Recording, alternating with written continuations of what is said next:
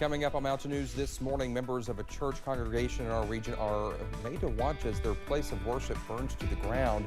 And the family of an 8-year-old boy who lost his life to a freak accident are faced with more stress as people seek to take advantage of their tragic situation. Dedicated to Eastern and Southern Kentucky, this is WYMT Mountain News this morning. Well, good Friday morning to you, 6:31 here. It is almost the weekend for some of us.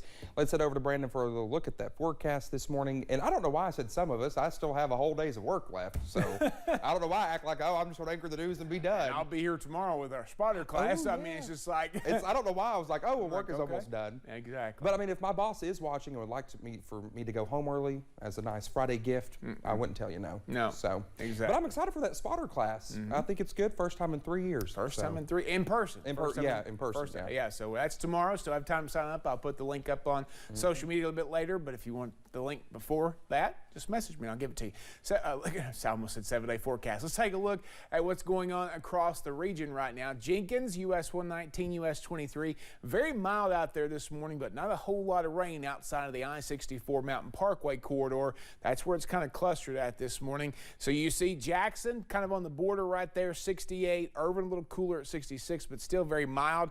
55 Moorhead, 54 Ashland. So you could almost see on the temperature map where that front is stalled at this morning. It's going to stay in the northern counties for the most part. Come to the south a little bit more, 67 Pikeville, 66 Hazard, 68 London, 70 in Monticello. Manchester a touch cooler there at 59. Coolest spot in the region is actually Middlesboro down in the crater this morning at 52. Now this afternoon we're going to climb. Some spots may not see a bit of rain today, and I said may not. I'm not going to make a promise on that, but again, I think the further south you are, closer to the Kentucky, Virginia, Tennessee border, I think the drier that you'll stay, but we should all get it pretty mild this afternoon unless you're in the northern counties getting that rain. You may not make it out of the 60s. Dakota?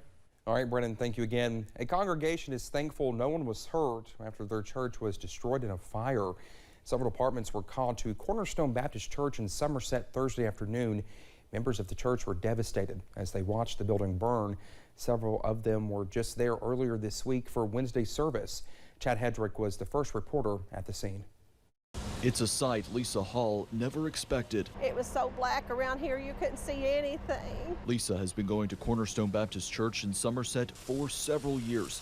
In fact, she was just inside the church Wednesday evening.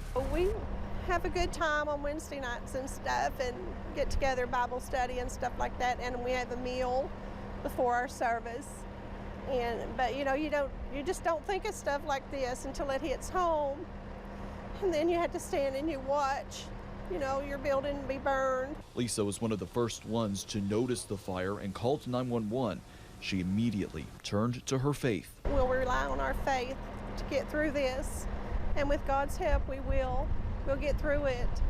But it's very hard. The heaviest damage to the church is where there were meeting rooms for Bible study and other spaces for students. The sanctuary is on the other side of where the roof collapsed through 2 floors. Lisa is worried the smoke and water damage may be just as extensive, but she knows it's not a building that makes a church, it's the people. We're all just weeping together, and we know that God is going to open another door for us. We don't know where or how or whatever, but we know he's going to, because God is good even in the bad times. Well, crews were still on the scene some 6 hours after the fire was reported. The church's pastor says there's usually a large group of students there on Thursday afternoons, but thankfully they weren't there. There's no word on what started that fire. We have some information about a fraudulent online fundraiser made after the death of a Corbin second grader. Eli Hill's parents lost their 8-year-old in a freak accident Monday. Well, they said at a vigil Wednesday night, someone created a GoFundMe page to profit from their son's death. Well, the Whitley County Sheriff's Office began investigating along with the Commonwealth's attorney, but were not able to find the page. GoFundMe released a statement saying, quote, GoFundMe has zero tolerance for the misuse of our platform, and we cooperate with law enforcement investigations of those accused of wrongdoing. Our team acted quickly to remove the fundraiser, refund donors, and ban this account from using our platform for any future fundraisers, end quote. And there was a big show of support for Eli's baseball teammates from UK's baseball team yesterday. Ashley Crawford Hurd shared these pictures on Facebook. The team visited Eli's team at Corbin Primary. She says there was prayer, words of encouragement, and a lot of support given to the young players. A man who held several titles in law enforcement in eastern Kentucky has died. Stanley Farler of Floyd County died on Thursday at his home. He was a retired state police captain and former Floyd County Sheriff's Office chief deputy, among other roles. His visitation will begin today at 2 p.m. at the Oxshire Free Will Baptist Church. His funeral will be Saturday at 1 at the church. He was 71 years old. A new historical marker was unveiled yesterday in Madison County. It honors all of the Tuskegee Airmen, the first black military pilots to ever serve in our country. It's outside of the Richmond Library branch next to a mural of Frank D. Walker. The Richmond native was one of the last surviving members of the Airmen when he died in 2013. The governor attended the unveiling as well as Walker's daughter. She says she's happy the airmen are being honored in this way. It's time. It's past time. I wish, as wonderful as this is, I wish it had happened before he died. When he could have enjoyed it, because he would have loved it. He would have been grinning from ear to ear. Along with Walker, 6 other Tuskegee Airmen were recognized and are a part of the historical marker. ChatGPT, the advanced language model developed by OpenAI, is making waves in the artificial intelligence industry. With its ability to generate human-like text, it's being used in a variety of applications, from customer service chatbots to language translation tools. Garrett Weimer has some help looking at a closer look at the technology behind the chatbot and what AI could mean for Kentucky's economy. There's a lot AI can do, from answering my question about it to somewhat creepily narrating this story in what sounds like my own voice. Or maybe Amber's voice. Or even President Biden's voice. We're just at the very tip of the iceberg now. Steve Hamrin, owner of Heartland Computer, says for all ChatGPT, Dolly 11 Labs, and other AI models can do right now, helping with dinner. Some paprika, some breadcrumbs, a can of beans. It gave me a recipe for those things. Writing computer code to help you. You don't have to be a programmer now to take a business requirement and turn it into a program. The opportunities and capabilities are potentially endless. If I was an information worker right now, I'd be thinking, okay, how would this help me do my job? What I'd be thinking is, I could be the first kid in my office, the first kid on the block. To get these kind of answers, to be able to do stuff quickly, faster, cheaper than they've ever been done in my business before. But it can be scary. In the 21st century, a weapon will be invented like no other. And not just because of Skynet. Arnold Schwarzenegger is the Terminator. Previous predictions of human workers' demise have been exaggerated to this point, yet many still harbor AI anxieties.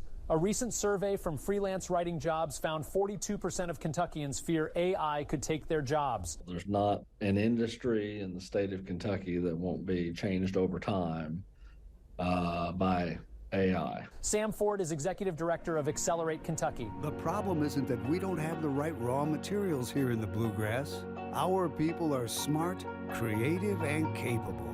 The problem is that we haven't had the right conditions for innovation to thrive. The Bowling Green-based nonprofit is focused on connecting, informing, and inspiring Kentuckians about innovation opportunities. There are jobs that may become automated through this, will become automated through this. At the same time, there are whole new fields and types of companies and jobs that open up. So it's one of those cases where we have to think about how this will change and adapt, how we are building opportunities for folks with those aptitudes to build skills for the future, to be ready for those jobs.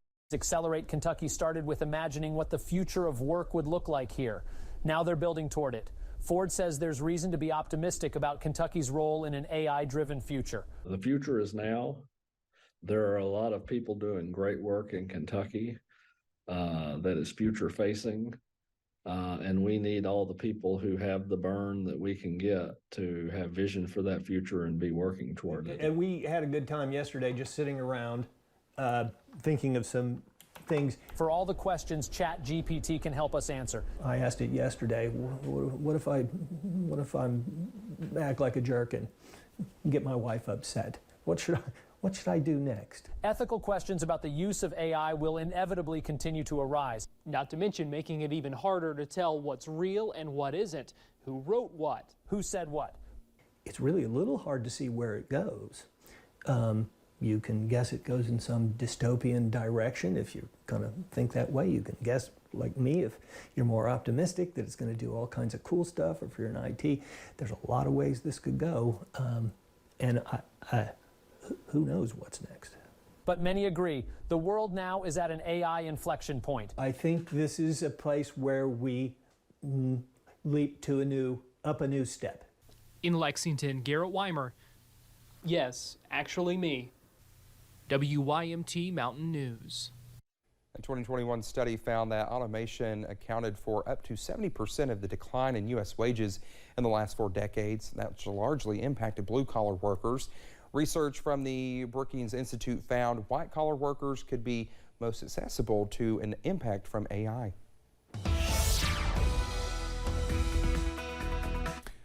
6:42 this morning. We continue to track some rain chances across parts of the area, but it's literally along a stalled out front. That's kind of the basic location of it there this morning, and it's just to the north and to the south is where the rain is. Most of us dry as a bone out there this morning, but also very mild. I'll show you this more in depth here in just a few more minutes, but you see temperatures to the south of that. Most places in the 60s and 70s. To the north, a little cooler, and there's some cooler pockets across parts of southwest Virginia and parts of southeast Kentucky as well. For this afternoon, rain chances around. I'm not going to say everybody's going to get a shot of rain, but they're around, and they could impact some of us. We get into the afternoon, maybe a couple of scattered storms, and temperatures top out there in the mid-70s. Dakota?